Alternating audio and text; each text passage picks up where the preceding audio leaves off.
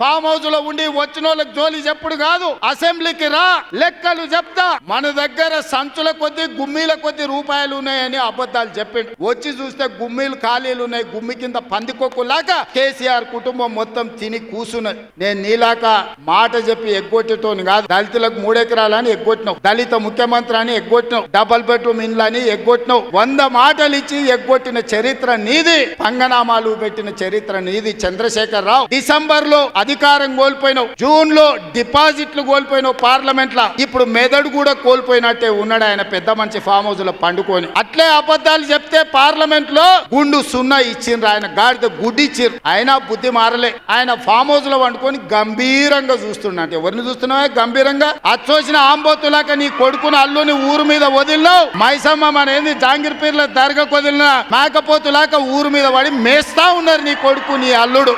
జాంగీర్ పీర్ల దర్గాను కూడా మోసం చేసిన 100 కోట్లు ఇస్తాను మా శంకర్ చెప్తున్నాడు. ఇవాళ రాజన్న సిరిసిల్ల ఆలయానికి 100 కోట్లు ఇస్తాను, ఆ దేవుని మోసం చేసినావు. పాలమూరు రంగారెడ్డి ఎత్తిపోతలు పూర్తి చేస్తా అని కల్వకుర్తి, భీమా, నెట్టంపాడు, కోయిల్ సాగరు, జూరాల, ఆర్జీఎస్, తుమ్మిళ్ళ ప్రాజెక్టులను కడతా అని చెప్పి పాలమూరుని ఎండబెట్టి ఎగవేసిన దుర్మార్గుడివి నువ్వు. అయ్యా చంద్రశేఖరరావు గారు, నువ్వు 10 ఏళ్ళు ఇవ్వలేని ఉద్యోగాలు మొదటి సంవత్సరంలోనే 55,143 ఉద్యోగాలు ఇచ్చిన చరిత్ర మాది. నీ నాయకత్వం మీద నీకు నమ్మకం ఉంటే నువ్వు రా అసెంబ్లీలో. ఆయన కొడితేనంట బలంగా కొడతాడంట, సరిగ్గా నిలబడేది నేర్చుకోని ఆయన కట్టె లేకుండా.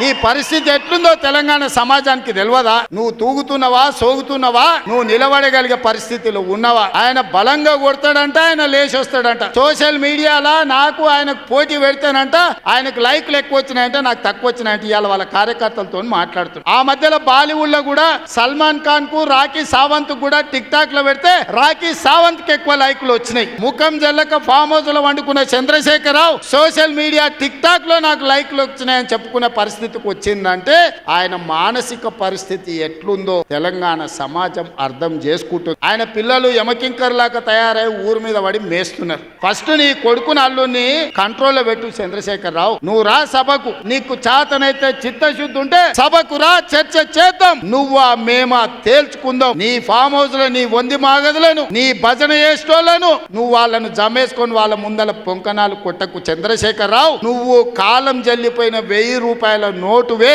ఆ నోటు పెట్టుకుంటే ఎవడైనా జైలుకే వెళ్తాడు. చంద్రశేఖరరావు గారు కూడా రద్దయిపోయిన 1000 రూపాయల నోటు, ఇంకా దానికి విలువ లేదు. తెలంగాణ సమాజంలో నిన్ను అడిగేటోళ్ళు లేరు చంద్రశేఖరరావు. నువ్వు ఫామ్ హౌస్ నుండి ప్రజలతో నీకు బంధం తెగిపోయినట్టుంది. అదే ఫామ్ హౌస్ లో అట్లే వండుకొని ఉండు. నిన్నెవ్వరు అడుగుతలేరు, కడుగుతలేరు, కొడతలేరు. చంద్రశేఖరరావు గారు, నువ్వు రా అసెంబ్లీకి. ఫామ్ హౌస్ లో ఉండి వచ్చిన వాళ్ళకి జోలి చెప్పుడు కాదు, అసెంబ్లీకి రా లెక్కలు చెప్తా.